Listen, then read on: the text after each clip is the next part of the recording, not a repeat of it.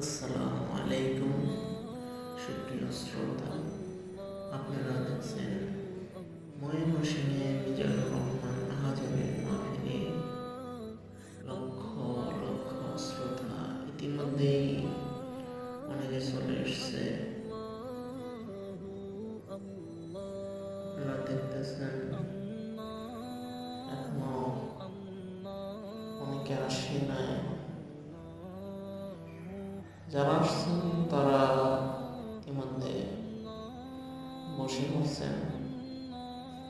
তো সামনের যে জায়গাটা, এখানে হচ্ছে যে আপনার সবাইকে বসতে দেওয়া হবে না। এখানে ভিআইপি পার্সন আর ক্যামেরাম্যানের জন্য সামনে জায়গা রাখা আছে।